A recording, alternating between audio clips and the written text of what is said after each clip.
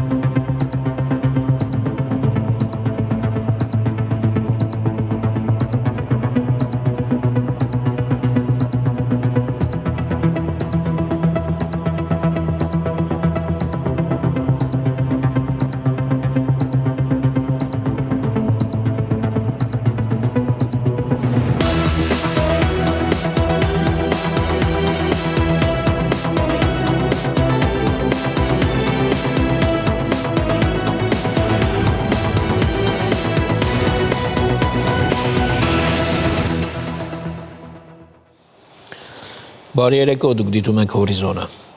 Վարչապետ Նիկոլ Փաշինյանն ընդունել է պաշտոնական այցով Հայաստանում գտնվող Վիետնամի Սոցիալիստական Հանրապետության ազգային ժողովի նախագահ Չան Թան Մանի գլխավորած պատվիրակությանը։ Քննարկվել են երկկողմ համագործակցության զարգացման հեռանկարները, ընդգծվել է նաև միջխորհրդարանական ձևաչափով համագործակցության շարունակականության կարևորությունը։ Նիկոլ Փաշինյանը եւ Չան Թան Մանը մտքեր են փոխանակել նաև տարածաշրջանային հարցերի շուրջ։ Ողջունում եմ ձեզ եւ ձեր պատվիրակությանը Հայաստանի Հանրապետությունում, ինձ համար մեծ հաճույք է հյուրընկալել ձեզ։ Մենք մեծ կարևորություն ենք տալիս Վիետնամի հետ մեր հարաբերություններին եւ կարծում եմ, որ բարձր մակարդակի այցերը երկկողմ հետաքրքրության արտահայտումն են, ինչը շատ դրական է եւ ողջունելի։ Հիշում եմ իմ 2019 թվականի այցը Վիետնամ։ Դժբախտաբար դինամիկան ընդհատվեց կորոնավիրուսի համաճարակի պատճառով։ Հույս ունեմ եւ վստահ եմ, որ խորհրդարանների նախագահների այցերը կլրացնեն բացը, որն առաջացրել էր կորոնավիրուսի համավարակը։ Ձեր այցը Հայաստան դրական է եւ ողջունում եմ ձեզ եւս մեկ անգամ, արտահայտելով իմ ուրախությունը Հայաստանում ձեզ տեսնելու առիթով։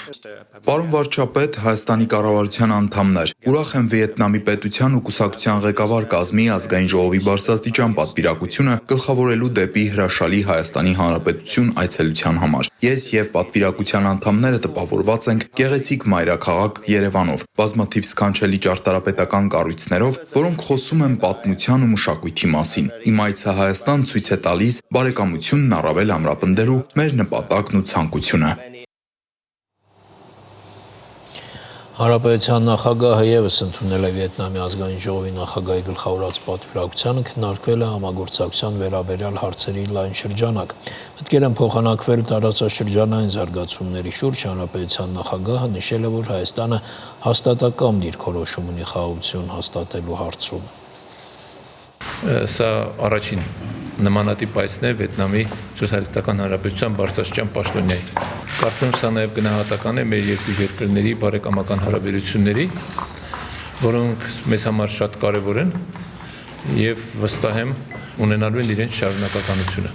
2018 թվականից հետո Հայաստանի Հանրապետությունը դարձել է խորհրդարանական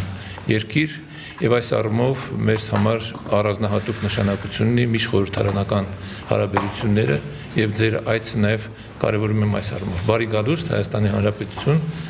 վստահ եմ, որ ձեր այցելությունը իսկապես մի նոր խթան կհանդիսանա մեր երկու երկրների հարաբերությունների զարգացմանը։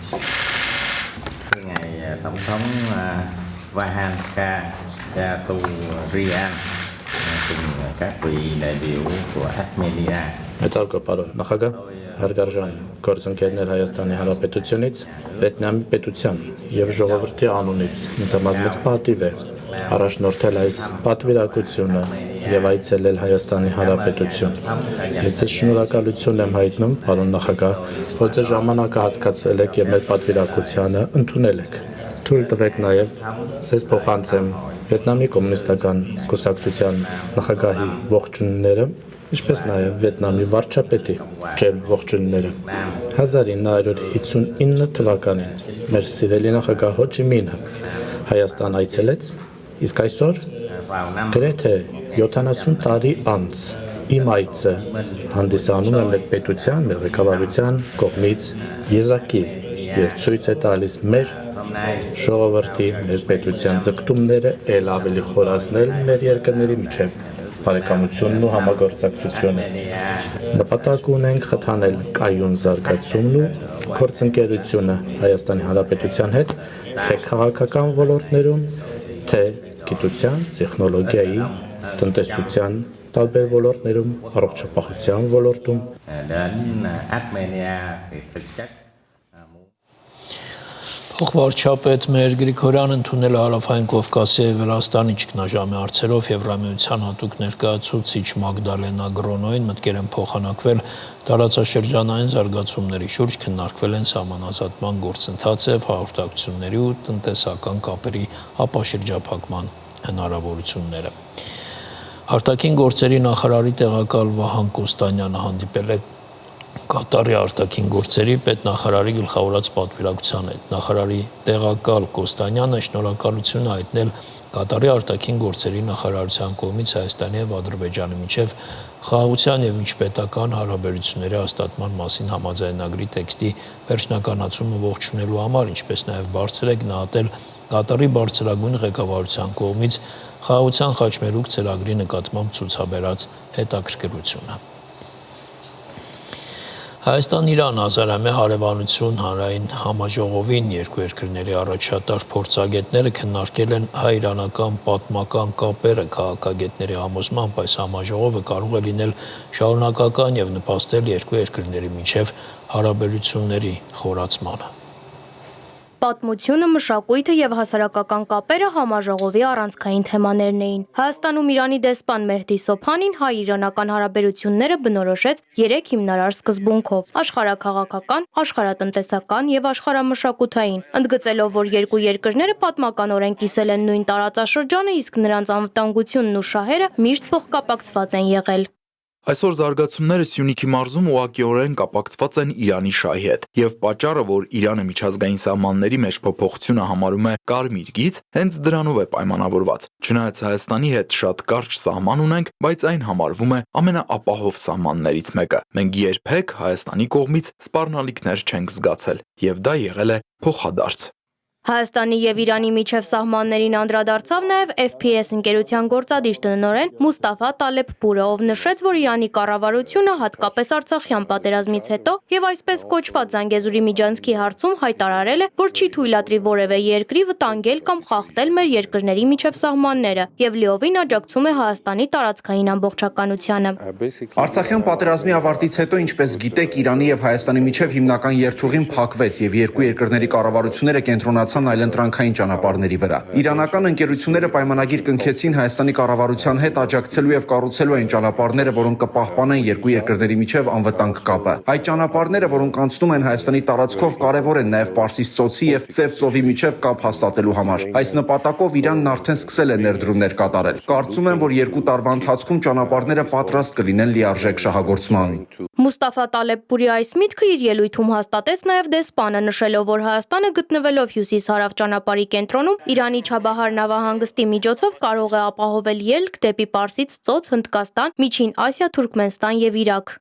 Հայաստանը կարող է Իրանը ԵԱՏՄ շուկաներ միացնելու հարցում ունենալ լուրջ դերակատարություն։ Մենք Հայաստանը չենք դիտարկում որպես 3 միլիոնանոց շուկա, այլ որպես ԵԱՏՄ 200 միլիոնանոց շուկա մուտք գործելու միջոց։ Մեհդի Սոփանին նշեց նաև, որ պատրաստ են խորացնել համագործակցությունը Հայաստանի հետ էներգետիկայի ոլորտում։ Նա հիշեցրեց գազ էլեկտրաէներգիայի դիմաց փոխհամագործակցության մասին եւ հավելեց, որ Իրանը մտածում է Հայաստանից էլեկտրաէներգիայի ներկրման եւ Հայաստան գազի արտահանման ծավալների ավելացման մասին։ Վերադառնալով միջոցառման կարևորությանը քաղաքագետ Սուրեն Պետրոսյանը նշեց, որ այսօր մենք հարևան երկրի հետ ունենք համընկնող ռազմավարական շահեր եւ պետք է ձեռնարկենք քայլեր երկուստեք պայմանավորվածություններ ձեռք բերելու համար։ Իսկ այդ գործընթացները չեն լինում մեկ օրվա ընթացքում, այլ ժամանակ եւ ներուժ են պահանջում։ Մենք որպես այդպեսին ավելի լայն շրջանակով ոչ թե մասնագետների առումով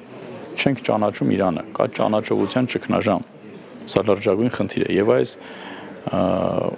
համաժողով կասեմ կամ միջոցառում կասեմ, որը գիտամշակութային է, առաջին հերթին հենց ուղղված է ոչ միայն կապերի զարգացմանը, այլ նաև այս ոլորտների հնարավորինս ակտիվացմանը։ Անվտանգային, քաղաքական, տնտեսական ոլորտներից բացի ֆորումի ընթացքում կարևորվեց նաև մշակույթի ոլորտը։ Ըստ Իրանի եւ ԱՊՀ երկրների փոխգործակցության ոլորտի մշակութային գործիչ եւ հետազոտող Փաշա Կազեմի Ջատի այժմ մշակույթի ոլորտում Հայաստանի հետ հարաբերությունների մակարդակը բավարար չէ, քանի որ մեր ժողովուրդները դարեր շարունակ շատ ավելի սերտ կապեր են ունեցել։ Իրանի եւ Հայաստանի միջև դարերի ընթացքում տարբեր ոլորտներում եղել են համագործակցություններ։ Մենք պետք է փորձենք զարգացնել այս հարաբերությունները, դրական ուղղությամբ օգտագործենք ողջ ներուժը եւ հուսով ենք, որ ապագայում կկարողանանք դա անել եւ հաջողության կհասնենք։ Մատենադարանի արևելագիտության բաժնի վարիչ Քրիստինե Կոստիկյանի համոզմունքով անկեղծ զրույցների միջոցով կարող են ստեղծվել կապեր իրանցի եւ հայ հետազոտողների միջև։ Նա հավելեց, որ դարեր շարունակ կողք կողքի ապրող Իրանի եւ Հայաստանի մշակույթների միջև զուգահեռ անցկացնելու դեպքում կարելի է գտնել բազմաթիվ նմանություններ։ Այսօրվա միջոցառումը կարծում եմ կարևոր է նրանով, որ մի տեսակ ամփոփ կներկայացնի մեր անցած ուղին, բնականաբար ամփոփելով անցյալը կարող ենք առաջ նայել եւ տեսնել, որ ունենք անելիքներ եւ հնարավոր զարգացման հեռանկարներ։ Ներկաները փաստեցին, որ սա կարևոր հարթակ է, որը հնարավորություն է տալիս կրկին ճանաչելու հարևան երկրի տարբեր ոլորտների ներկայացուցիչներին։ Իսկ կապերի ամրապնդումը կարող է թույլ տալ ավելի խորը հասկանալ միմյանց մշակույթը, պատմությունը եւ ներկա վիճակը, դրանով իսկ խորացնելով համագործակցությունը երկու երկրների միջև։ Զվարթ Ղազարյան, Հայկ Սուքիասյան, Հորիզոն։ Նախագահական նստավայրում տեղի ունեցել Արմավիրի մարզի առաջինացյալ ընդհանուր իրավասության դատարանի դատավոր Արման Բաբախանյանի երդման արարողությունը հանրապետության նախագահը շնորհավորել է նորանշանակ դատավորին։ Ստանձնելով դատավորի բարձր պաշտոնը, Հայաստանի Հանրապետության ժողովրդի առջև երդվում եմ դատավորի պարտականությունները կատարել Հայաստանի Հանրապետության Սահմանադրությանն ու օրենքներին համապատասխան, ապահովելով իրավունքի գերակայությունը եւ բարձր պահելով դատական իշխանության հեղինակությունը։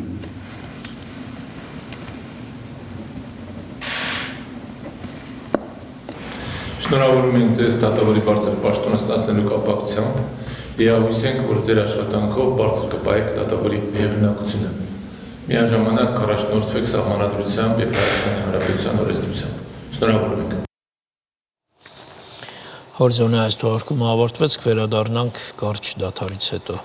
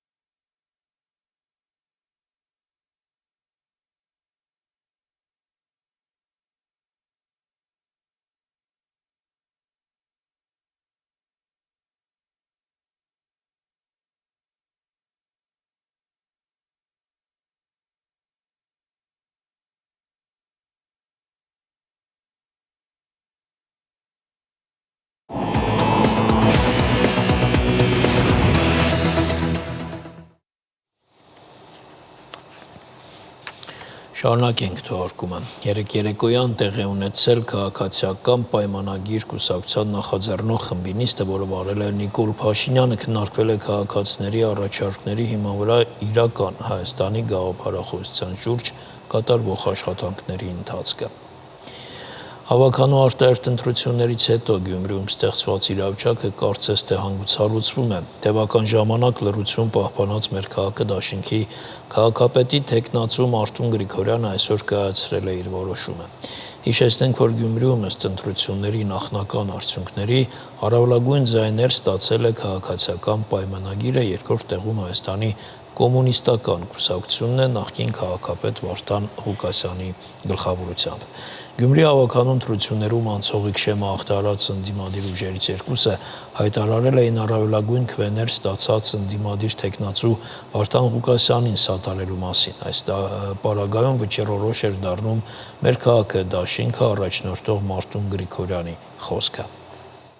Այսօր ես կայացրել եմ իմ որոշումը, որն իմ քաղաքական անցած ճանապարհի ամենաբարդագույն ու ծանր որոշումն է եղել, որի մասին շատ երկար եմ մտածել ու մեծ դժվարությամբ եմ եկել դրան։ Քարոզարշավի ընթացքում ես բացահայտ ասել եմ եւ միակն եմ եղել, որ խոսել եմ ինչ է լինելու ընտրություններից հետո, եթե քաղաքապետ ընտրվի Վարդան Ղուկասյանը։ Մնում եմ նույն համոզմունքին, որ նա ամենախոցելի տեխնացուն է քրեական գործերով պայմանավորված։ Թե ինչ կլինի հետո ու ինչպես կվարվեն տվյալ մարդու հետ, լավ հիշեք այսօրը։ Գյումրին կտանեն Վանաձորի ճանապարհով, թե ոչ, տա Աստված, որ սխալվասին եմ։ Այս վտանգների մասին այս ընթացքում ուղիղ կամ միջնորդավորված խոսել եմ, հատուկ զգուշացրել եմ մյուս տեխնացուներին, մասնավորաբար Ռուբեն Մխիթարյանին ու Կարեն Սիմոնյանին։ Այս երկու թիմերը շատ լավ գիտենալով այս մասին անհասկանալի շտապողականությամբ հայտարարեցին իրենց քայլերի եւ տվյալ տեխնացուին սատարելու մասին, որով անհնարին դարձրեցին քննարկելու այլընտրանքային քիչ խոցելի տարբերակ գտնելու ճանապարհը։ Իմ դիրքորոշմամբ օրինակ Ռուբենին կամ Կարենին կարող էին քննարկել քաղաքապետ 4 տեխնացուներից համատեղ քննարկման եւ համագործակցության արդյունքում։ Եվ սա կդառնար ամբողջական իշխանական համակարգի փլուզման իրական մեկնարկը։ Իրենց որոշումով պայմանավորված ունենք այս իրավիճակը, որի մասին խոսելն էլի ուշ չէ։ Իսկ հիմա այս երկու թիմերի շտապողականության ու իրենց կայացրած որոշման պատճառով ես ստիպված եմ կայացնել մի այնպիսի որոշում, որին սկզբունքորեն դեմ ենք եղել բոլորս։ Ես ներողություն եմ խնդրում բոլոր իմ ընտրողներից, ազգականներից, ընկերներից ու սատարողներից, բայց եւ վստահաբար ասում եմ, որ երկրիս, պետության եւ պետականության, Գյումրուս եւ գյումրեցիներից շահի ու անվտանգության դեմ ստորադասում եմ իմ անձնական հարցերն ու մոտեցումները եւ անում եմ այս քայլը ժողովրդի պահանջով։ Համոզված եմ, որ կհասկանաք ու կաջակցեք իմ որոշմանը։ Բոլորդ համոզվեցիք, իրար միացած, իրար հետ համագործակցող քաղաքական ուժերը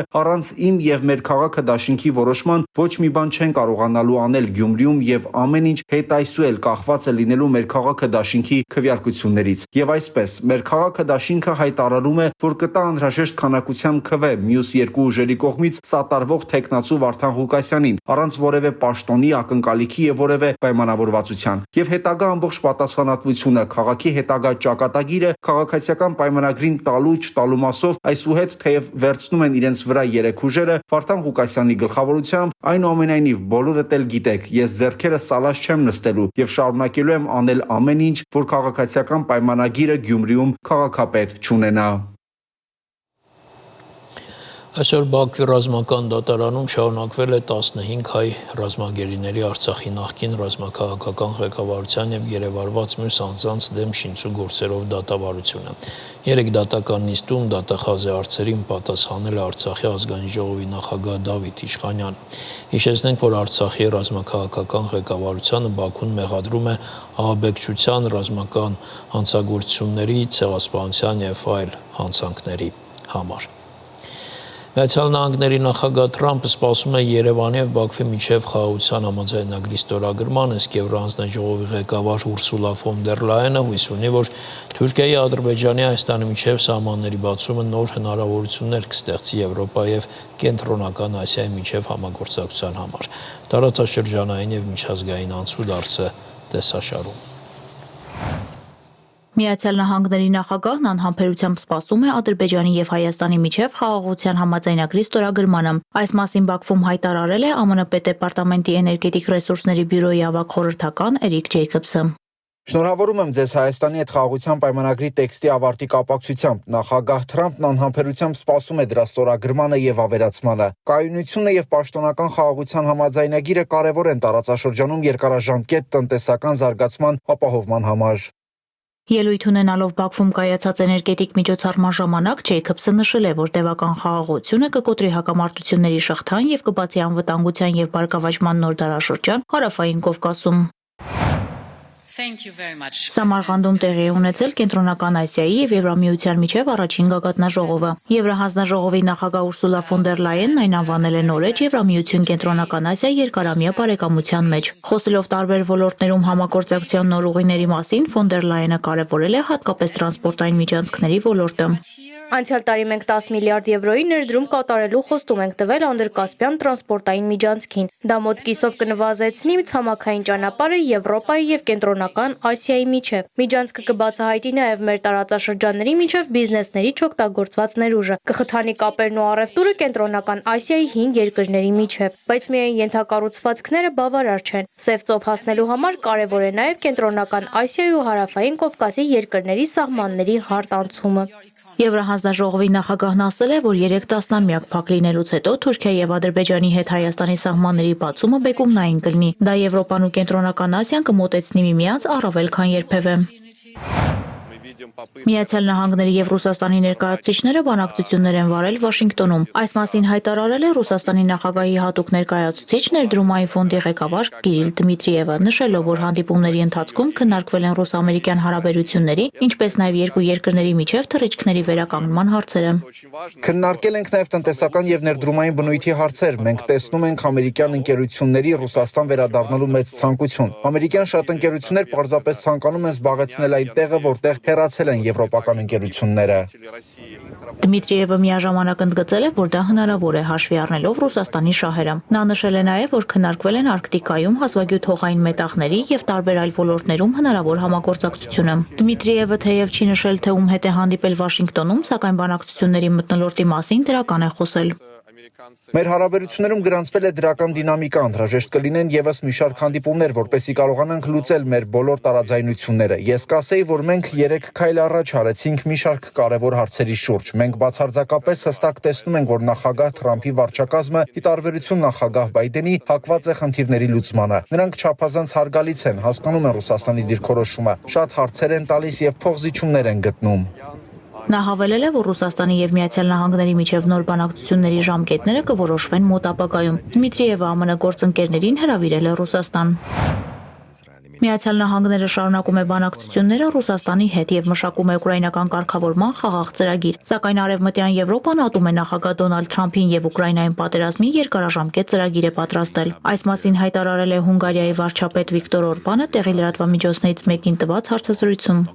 Արևմտյան եվրոպացիները մշակել են ռազմական ծրագիր, նրանք պատրաստվում են նրան, որ Եվրոպան շատ կծախսի ուկրաինական բանակը պահպանելու եւ երկարաժամկետ մեծ պատերազմի համար։ Օրբանն ասել է, որ չնայած դրան Միացյալ Նահանգների նախագահն արդեն զարմանալի հաջողության է հասել։ Նրա կարծիքով Թրամփի գործողությունների արդյունքում պատերազմն ավելի չի տարածվի Արևմտյան Եվրոպայի ուղղությամբ։ Հարավային Կորեայի սահմանադրական դատարանը միաձայն հաստատել է նախագահ Յուն Սոկ Յոլի իմփիչմենթը, վերջնականապես հեռացնելով նրան իշխանությունից։ Առաջիկա 60 օրվա ընթացքում երկրում պետք է անցկացվեն արտահերթ նախագահական ընտրություններ։ Տեղի լրատվամիջոցների փոխանցմամբ ակնկալվում է, որ դա տեղի կունենա հունիսի 3-ին։ Այդ ընթացքում վարչապետ Han Deok-sung շարունակի պաշտոնավարել որպես պետության ղեկավար։ Դատարանի որոշումից հետո Յուն Սոկ Յոլը ներողություն է խնդրել ժողովրդի ակնկալիքները չարդարացնելու համար։ Իսկ նախագահի պաշտոնակատար Han Deok-sung խոստացել է ապահովել կայունություն ազգային անվտանգության եւ արտաքին քաղաքականության ոլորտներում։ Դեկտեմբերի 14-ին խորհրդարանը իմփիչմենթի ենթարկեց Յուն Սոկ Յոլին դեկտեմբերի 3-ին ռազմական դրություն հայտարարելու համար։ ԱՄՆ նախագահ Դոնալդ Թրամփը ցուցադրել է իր վարչակազմի $5 միլիոն արժողությամբ նոր ոսկե քարտի դիզայնը։ $5 միլիոն այն կարող է լինել ձերը, սա քարտերից առաջինն էր։ Գիտեիք սա ինչ քարտ է։ Սա ոսկե քարտն է, հաղթաթուղթը։ Սպիտակ տան առաջնորդը դեռ փետրվարին էր հայտարարել ոսկե քարտերի մասին։ Դրանք իրավունք կտան հարուստ օտարերկրացիներին ապրել եւ աշխատել նահանգներում։ Թրամփը չի թաքցրել, որ այս կերպ փորձում է լրացնել բյուջեի դեֆիցիտը։ Անահիտ Հակոբյան, Հորիզոն։ Բուժաշխատողների էթիկայի հանձնաժողովը ամփոփել է 1 տարում կատարված աշխատանքները, քանի բուժաշխատող է ենթարկվել պատասխանատվության։ Հանձնաժողովի նախագահը այսօր թեմայի շուրջ հասուլիս էր հրավիրել։ 2024-ի ապրիլից բուժաշխատողների էթիկայի հանձնաժողովը գործնականում սկսեց ընդունել դիմումներ։ Շուրջ 1 տարի անց արդյունքներն ամփոփելիս հանձնաժողովի նախագահ Իզաբել Աբգարյանը նշում է, որ ունեցել են առնվազն 10 վարույթ, բազմաթիվ դիմումներ, հարցումներ։ Շատ դեպքերում պարզապես մենք ուղղորդել ենք այլ մարմինների, որովհետև դիմումները մեր քննության ենթակա չեն եղել։ Իսկ վարույթների քննության արդյունքում ունենք նաև պատասխանատվության ենթարկված բուժաշխատողներ։ 10 վարույթների արդյունքում 5 բուժաշխատողի մոտ չի հաստատվել մասնագիտական էթիկայի խախտումների փաստը, 5-ի մոտ հաստատվել է, եւ այս դեպքում հանձնաժողովը առողջապահության նախարարության միջոցով տվյալներն ուղարկել է այդ բուժհաստատությունների տնօրինություն, որպեսզի աշխատանքային օրենսդրությամբ սահմանված կարգով կիրառվեն կարգապահական պատասխանատվության միջոցներ։ Բոլորին էլ մեր հանձնաժողովի նպատակը չի որևէ կոնկրետ բուժաշխատողի պարտադիր պատասխանատվության կանչելու եւ բոլորովին այդ նպատակը էթիկայի հանձնաժողովներ աշխարհում ընդհանրապես չունեն։ Սա մեր գործի ընդամենը վերջի, թերևս ամենացավալի մասն է, բայց հիմնական մասը վերաբերում է նրան, որպեսզի մեկ գործի քննության արդյունքում վարքագիծ փոխվի առնվազն տվյալ բուժհաստատությունում։ Հանձնաժողովը Աբգարյանի վստահեցմամբ պարզապես չի ֆիքսում խախտման առկայություն կամ բացակայություն, այլ գնահատականներ ներկայացնելիս մանրամասն բացատրում է, թե ինչում է կայանում խախտման բուն էությունը, եւ հանձնաժողովի համար դա է առանցքայինը, որպեսզի բուժհաստատություններում անհատական գործերի միջոցով գնալ համընդհանուր վարքագծային փոփոխությունների։ Իզաբել Աբգարյանը նաեւ վարույթների օրինակներից խոսեց։ Հիմնական մասը դա պացիենտի արժանապատվության մասով է, մարդու արժանապատվությունը, ինչը սկզբունքորեն տարբերություններ կան, որտեղ պացիենտի կարգավիճակում արժանապատվության բաղադրիչները տարբեր են ըստ տարբեր միջազգային փաստաթղթերի մոտեցումների։ Մենք ունենք ընտանիքի անդամին վիրավորելու դեպքերի հետ կապված դիմումներ, սրանք էլ են շատ հանդիպում։ Պացիենտի վարքի մասին բուժաշխատողի դատողությունների կատարման դեպքեր, որոնք գնահատականներ են տալիս պացիենտին, դրանով իսկ վիրավորելով նրան։ Բուժաշխատողների հարաբերություններում էլ կան էթիկայի կանոններ, որոնց մասով եւս հանձնաժողովը դիմումներ է ստացել, երբ մի բուժաշխատողը բավարար հարգալից վարքագիծ չի դրսևորել իր գործընկերների նկատմամբ կամ հակառակը, իսկ ինչ է իրենից ենթադրում հանձնաժողովի սահմանած պատասխանատվությունը։ Եթե մենք հաստատում ենք խախտման դեպքը եւ համապատասխան որոշում է ընդունվում, ապա համաձայն օրենսդրության առաջի անգամ մեկ օրացիոն տարվա մեջ նման խախտման դեպքի հաստատման պարագայում առաջարկվում է բուժհաստատությանը կիրառել կարգապահական պատասխանատվության նկատողություն տեսակը, ինչը նախատեսված է աշխատանքային օրենսգրքով։ Երկրորդ անգամ մեկ տարվա ընթացքում կրկնվելու դեպքում խիստ նկատողություն, երրորդ անգամ արդեն լիցենզիայի կասեցում տվյալ անձի մասով բուժկական օգնության սպասարկման լիցենզիայի։ Սա իհարկե Իզաբել Աբգարյանի խոսքով ժամանակավոր լուծում է։ 2027 թվականից հետո անհատական լիցենզավորմանն անցում կատարելուց հետո կգործեն այլ կանոններ։ Էթիկայի կանոնն առաջին անգամ խախտելու դեպքում նախատեսվելու է լիցենզիայի կասեցում 1 ամսով, իսկ կրկնվելու պարագայում 3 ամսով, ինչը բուժաշխատողին կանգնեցնելու է նաև աշխատանքից ազատվելու փաստի առաջ։ Խախտումներն արձանագրելուց հետո բուժհաստատությունները մշտական կապի մեջ են լինում բուժաշխատողների էթիկայի հանձնաժողովի հետ։ Տիգրան Հովակիմյան, Հորիզոն։